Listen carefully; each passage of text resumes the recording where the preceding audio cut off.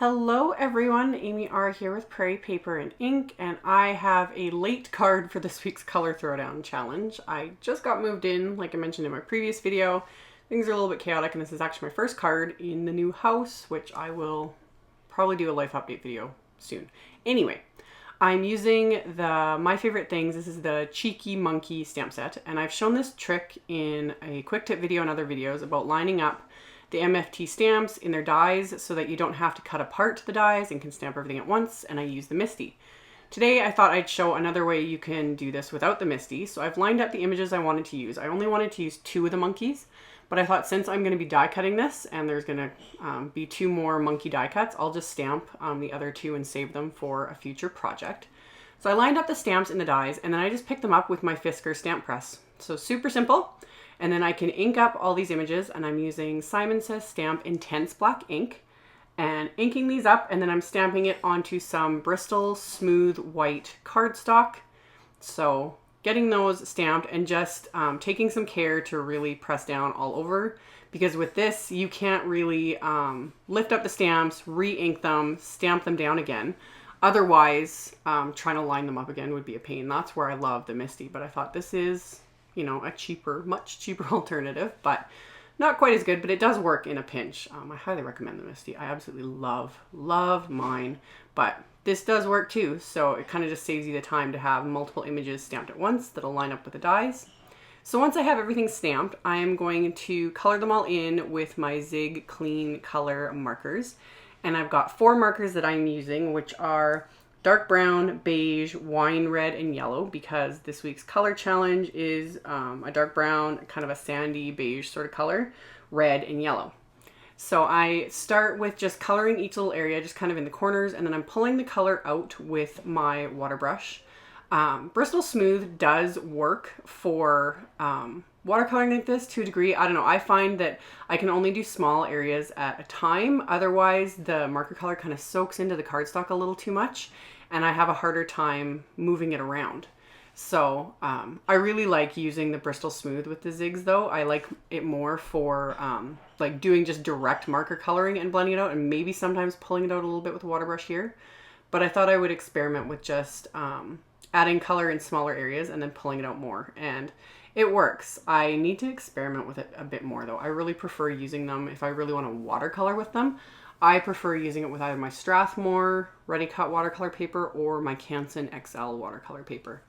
So this just gives a slightly different look, and it's a little different watercoloring over such a smooth surface. So I colored in only the 2 monkeys I wanted to use. I left the other 2 blank because 1, I was totally behind with the color challenge, and 2, I was tired and not in the mood to color all 4 monkeys. So I'm only coloring the 2 I plan on using, and those other 2 I'm just going to put in the stamp package so that next time I pull this out to use it, I'll have, you know, 2 monkeys to use.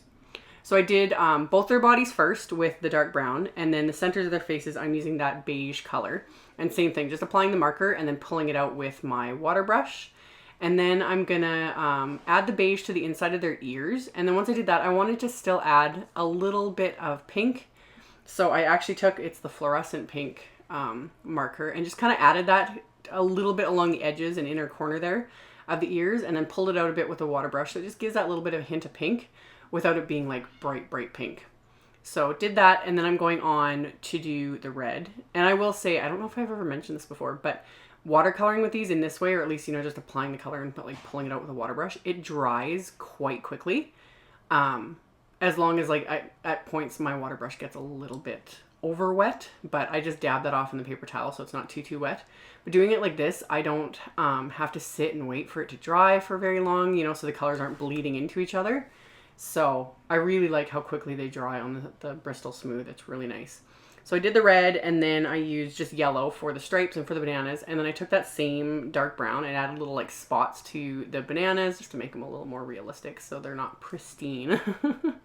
So once I did all of that, I flipped this around a little bit and just did the same thing with that little bunch of bananas, which I totally did pretty much off camera. But yeah, I just colored it with the yellow, pulled it with a water brush, and then added splotches of the dark brown, and then pulled that out a little bit with the water brush too to create that. And then I'm going to tape my dies over top of these stamped images. So with them all attached, it just makes my life so much easier. So they line up perfectly like I did with stamping the images. So I'm going to get the dies all lined up, and then I'm going to just tape them into place with some micropore tape. Some post-it tape would work as well, but just tape them into place so that they do not shift at all when I run it through my machine, because I've done that too many times to count. I've just about used up this whole roll of micropore tape. It comes in sets of 3 from Simon Says Stamp. I always link to it in the description box anyway. So yeah, ran that through my big shot. So they're all die cut. I can save the 2 uncolored ones for later and use the ones that I colored for this card. So then I decided to start working on the background.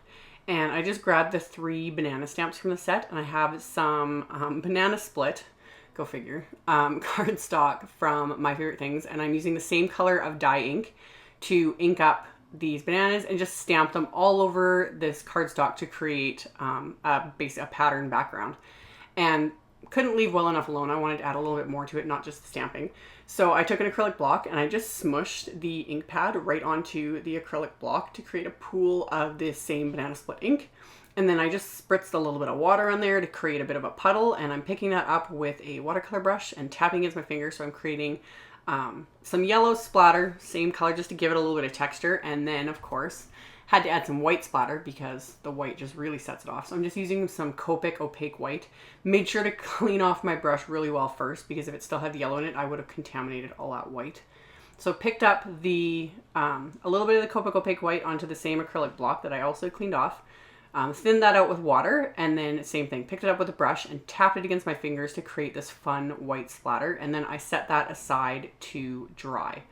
And while that was drying, I've got some chocolate brown cardstock that I treated with my anti-static powder tool, and then I'm using the new Simon Says clear embossing ink that I showed just in my last haul video yesterday. And I inked up my stamp with that, and as of this one time I've used it so far, I really like it. So that's my initial impression with this clear embossing ink. I really like it. It's really juicy. Yeah, I really like it. So I stamped the image with that clear embossing ink, and then I coated it with detail white embossing powder, heated that up with my heat tool until it was all melted, and then I removed that anti-static powder just by rubbing my fingers against it. And then I'm lining up one of the fishtail flag dynamics from MFT over the sentiment and taping that into place with some micropore tape. And then while I was at it, since I was going to pull out my big shot again, I grabbed some vellum and some white cardstock and some different dies. And the first 2 dies I'm going to use, I'm just using a circle die on some white cardstock, and then one of the wonky stitched circle dies on some vellum that is slightly larger. And ran those through at the same time to save me some time and effort with the die cutting.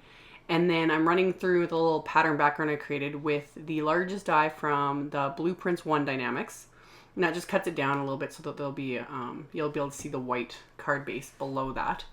So you can always use your paper trimmer, but I prefer just the look the dies give. I get asked that a lot. I just prefer, like, it gives it a smoother edge and it just barely rounds the corners. That's why I like using the large die from the Blueprints 1 and the Blueprints 2.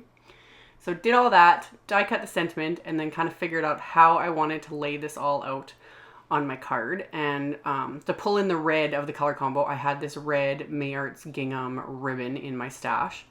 So first I applied the white circle to the vellum with some foam tape so it's popped up, and then I just adhered the vellum flat to the card. And then I'm going to adhere the sentiment into place with my ATG adhesive and get that lined up how I want it. And I'm just going to fold the part that's hanging off. You could either cut it off or fold it over. Again, it just depends on my mood whether or not I decide to cut that off or fold it over the card front. It's always random. There's usually no rhyme or reason to it.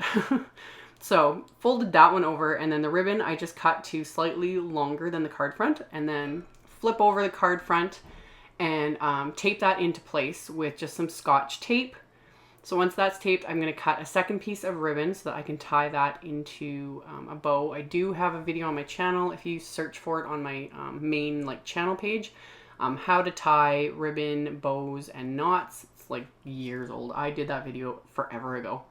But yeah, get this all tied, and it's so much easier when you're working with just the bow and not the whole piece of ribbon wrapped around the card front and keeping it tight. That's why I always do it separately.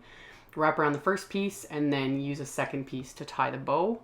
So once I was happy with it, I trimmed off the ends of it with some really sharp scissors, and I adhered the little monkey with some more foam tape And then I've got some Doodlebug Bonbon sprinkles, and the lightest brown in the pack went fairly well with this color combo. So I added 3 of those just to tie it all together.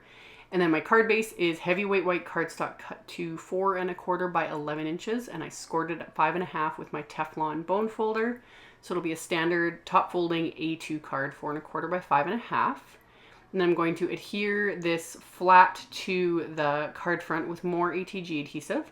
And then to finish off the inside of the card, that's where the little second monkey and that bunch of bananas is going to come into play here. So I'm going to open up the card and use another sentiment from that same stamp set, and I'm inking up with that same intense black ink from Simon Says. So stamp that into place, and I'm going to adhere the monkey and the little bunch of bananas with some Tombow Monomulti adhesive, so it's flat on the inside of the card. And that finished off the card.